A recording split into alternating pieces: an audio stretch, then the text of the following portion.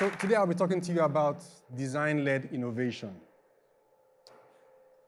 Have you ever seen those pictures or images of a futuristic city that have skyscrapers, lovely lawns, and sometimes you may even see flying cars? And whenever you see those pictures, you're so enamored, you're so proud. And sometimes in those pictures, you see Enugu 2070 or Southeast 2050. London used to be the dirtiest cities probably in the 1800s or so. So much so, I hear, that people basically used lime to soak their curtains so that the stench from the streets and the roads would not get into the house. But today, in talking about design, I look at the Southeast, I look at our makeup, and obviously you can see from our beautiful clothing and dressing, you see our ukara cloth, you see our akwete, and you basically see the symmetry, the designs, and how beautiful they basically are. And these things came out long ago. You also see, for example, our nsibidi, which is our calligraphic writing that basically came out long time ago. You see our motifs, our uli motifs, which we use to design and adorn our houses. You also see, for example, our obis, the ways we built houses back then. You basically see our mbaris as well. And if you've ever entered any of those traditional Igbo houses, you basically see how the roofs, are so high. And it's interesting entering those houses, how, it's very spacious and how it's cool, right? Because the architecture made way for air to go in and to go out. And if you guys have ever also drank from the molten pots, you also see that even those clay pots are so cool. Because sometimes, and even back then, when they were obviously creating this, nobody had a plan for a refrigerator, right? And all these things I've basically described to you, I would term as, where we are or who we are or where you are from. And I would term it, for example, as Igbo-ness. What is our culture? What is our identity? We also see, for example, enterprise. Igbo people are known for enterprise. Igbo people are known for going to the market. Izuafia, like we say. We also have, some of my colleagues up here mentioned earlier, the Igbo apprenticeship system, whereby a young boy serves under a master over 7, or 9 years, and is released with seed funding or seed capital, right? That basically allows him to begin or start a business, right? And today, even the Harvard Business School has given a nod to the Igbo apprenticeship system, right? And it's being taught all around the world. But this is something that we had hundreds of years ago by our fathers, and now is even compared to the venture capitals of this world and the global accelerators. And today as well, we see the likes of the movie from Netflix, which basically tells a story about the Igbo apprenticeship system. And it's great because we now see how motion picture helps us to tell and make people understand this story even more. And again, like I said, that is the concept I talk about when we say Igbo-ness, right? Who we are, our culture, what we do, and how we do it. So today, I'll be talking to you, like I said, about design-led innovation. Because you see, when you look at even the cloth, for example, that we wear, when you look at, the implements that we have, when you look at, how we do our things and how we do our business, there is a thin line around design there. When I talk about design and coming here today, I was engaging some young people, asking them about design. Most of the things I heard was UI, UX, which is interesting. And again, coming from a technical background, it's most common because it talks about user interface and user experience. But not so much because I see design from a different light. And I try to also describe what design is not, because sometimes people can explain to you what design is, but what is not design. For me, and in some of the points that I detailed down, design is not so much as technology, right? Because technology comes, technology goes. Today, we're all talking about AI, we're talking about quantum computing. But the question is, when you look at design, is there anybody who is sitting today to say, how do we design our lives around AI, if anybody knows half the impact of what AI brings to us today, right?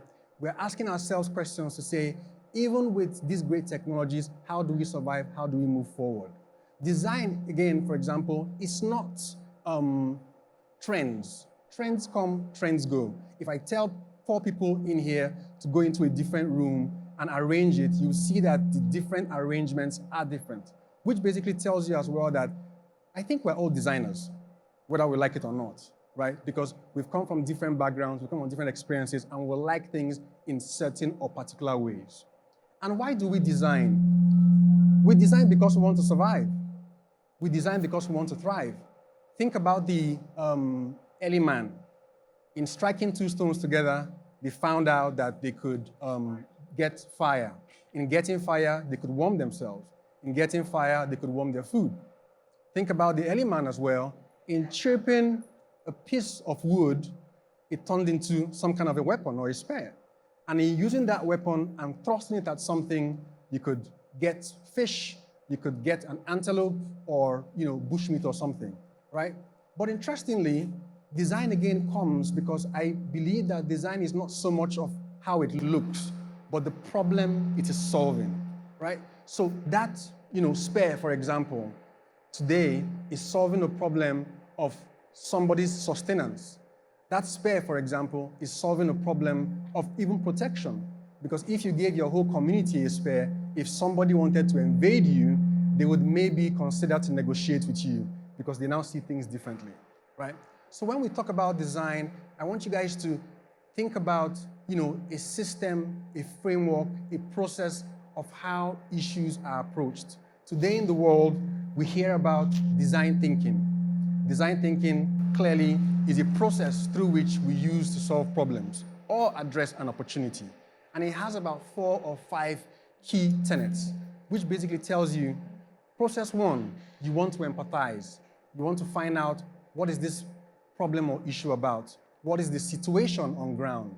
You also want to ideate, for example, because you want to now ask yourself, I have understood this issue, I have defined it, but now I want to throw so many ideas around it.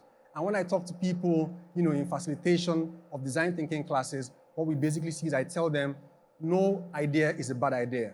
Just keep on throwing your ideas around. And what basically happens is that you allow people to be unbiased. And in doing that, what happens also is that you now allow people choose which of the ideas they have thrown may be the best out of the whole lot. And when you find out those 3 or 4 or 5 ideas, what you want to do is prototype. You want to live the world of, theorizing about it, and you want to create something to see how it works.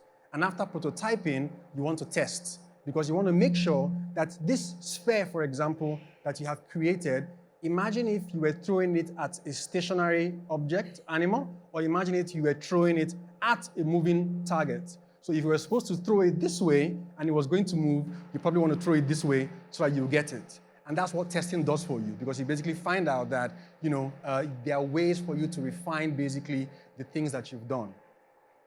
Furthermore, you also see industries today who have gone further to say, while design thinking is great, there is something called human-centered design. And the whole idea about human-centered design is we want to put the humans at the center, in the middle. We want to make sure that whatever it is that we're designing, whether it is a system, whether it's a process, whether it's an implement, we want to make sure that those who are going to use it are carried along, right? And in thinking about this as well, I ask myself, what is then the future of design?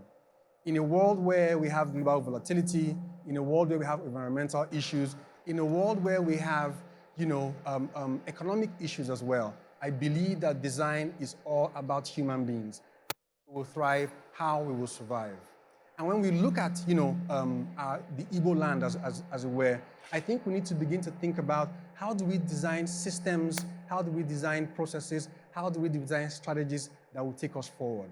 So imagine with me today if our institutions came together recognizing that the Igbo apprenticeship system has been pushing us forward for hundreds of years.